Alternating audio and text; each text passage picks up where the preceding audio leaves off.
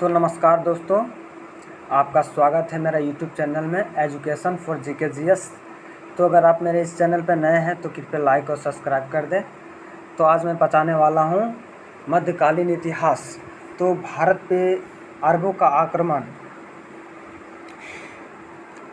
देखिए बहुत इम्पोर्टेंट है, इसको समझिए। भारत पे अरबों का आक्रमण, सिंध पे अरबों के आक्रमण के पीछे छिपे कारणों का विषय में विद्वान का मानना है। देखिए, सिंध एक जगह है भारत पे, इस पे विद्वान का मानना है कि इराक के शासक अल हिजाज ने भारत पर संपत्ति लूटना चाहता था और वह संपन्न मानना चाहता था।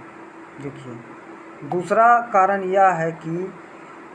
कारण यह माना जाता है कि अरबों के जहाज़ यानी अल हिजाज का जहाज़ सिंध यानी जो भारत का जगह है, सिंध जो बंदरगाह है वो वहाँ उसका जहाज़ फंस गया था और कुछ समुद्री लुटेरे उसे लूट लिया।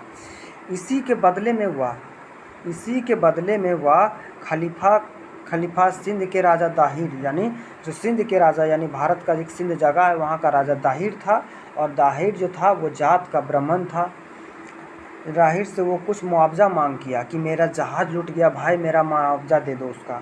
तो दाहिर ने बोला कि मैं लूटा ही नहीं तो मैं मुआवजा क्यों दूँ, साफ इनकार कर दिया। उसके बाद देखिए क्या होता है। तो देखिए यहाँ पे जवाब कुछ देर में सिंध पर आक्रमण का निश्चय, जब वो दाहिर बेचारा कुछ नहीं बोला तो वो क्या सोचा कि कुछ देर में आक्रमण करने का निश्चय ले लिया। अब देखिए क्या होता है यहाँ। देखिए ये बहुत इम्पोर्टेंट है, ये लाइन समझिएगा आप लोग कि 712 ईस्वी में अल हिजाज यानी अल हिजाज को शॉर्टकट में हजाज भी बोला जाता है। तो अल हिजाज के भतीजे और दामाद 712 ईस्वी में अल हिजाज के भतीजे और दामाद मोहम्मद बिन कासिम, देखिए बहुत इम्पोर्टेंट है, मोहम्मद बिन कासिम के नाम से जाना जाता है। मोहम्मद बिन कासिम के नाम से जाना जाता है अल हिजाज के भतीजे। अब बोलिएगा भतीजा और दामाद दोनों एक ही है, क्योंकि मुसलमान में ऐसा चलता है, भतीजा और दामाद होता है ऐसा। तो भतीजा भी वही है, दामाद भी वही है, यानी मोहम्मद बिन कासिम का चाचा भी वही है अल हिजाज और ससुर भी अल हिजाज है। प्रसिद्ध था, अरबों में पहला सफल आक्रमण था और यह आक्रमण कर दिया दाहिर पर और ये सफल भी हो गया। देखिए बहुत इम्पोर्टेंट है, इससे बहुत क्वेश्चन निकलता है कि अल हिजाज का भतीजा और दामाद मोहम्मद बिन कासिम है, उसका ससुर अल हिजाज है, और जो भारत का ये पहला मुसलमान है जो अरब देश का है, और ये राजा दाहिर पर आक्रमण किया और ये सफल भी हो गया। विजय प्राप्ति कब किया? 712 ईस्वी में। ये देखिए बहुत इम्पोर्टेंट है कि भारत में अरबों का सिंध पे आक्रमण कब किया? 712 ईस्वी में, और विजय प्राप्त कर लिया। जब अरबों ने सिंध पर आक्रमण किया तो सिंध का राजा कौन था? दाहिर, जो बेचारा हार गया। और ये जात का किस जाति का था? तो ब्राह्मण का था। और देखिए इस आक्रमण में अरबों का विजय एवं राजा दाहिर का हार हुआ। इसमें राजा दाहिर का हार, यानी यहाँ भारत का शासक जो राजा दाहिर था वो हार गया। भारत में अरबों वापस में मुख्य उद्देश्य, मतलब भारत के जो अरबों का था इसका मुख्य उद्देश्य क्या था? देखिए ये भी इम्पोर्टेंट है। इसका मुख्य उद्देश्य यह था कि धन दौलत लूटना चाहता था और ये अपना इस्लाम धर्म यहाँ स्थापित करना चाहता था। और देखिए तो मोहम्मद बिन कासिम ने डबेलुकान जैसे महत्वपूर्ण का अधिकार कर लिया और जहां से ढेर सारा माल लूट कर लेके चल गया।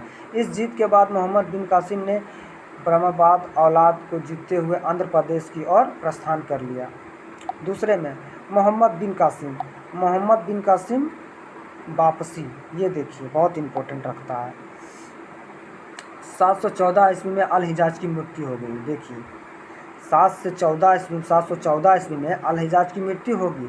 715 ईस्वी में खिलाफा मतलब मुसलमान का राजा बोला जाता है और आज भी बोला जाता है खिलाफा, उसका भी मृत्यु हो गया। और अल हिजाज की मृत्यु 714 ईस्वी में हुआ। इसके उपरांत यानी इसके बाद मोहम्मद बिन कासिम को वापस बुला गया है। देखिए बहुत इंपॉर्टेंट है, यहाँ से क्वेश्चन निकलता है। संभवतः सिंध विजय अभियान को मोहम्मद बिन कासिम का वह वैध भिक्षुओं के ने सहायता किया। कौन सहायता किया? वैध भिक्षुओं ने। ब्राह्मण के बाद, यानी जो भारत का राजा था दाहिर, ब्राह्मण के बाद पतन होने के बाद यानी ये भी मर गया।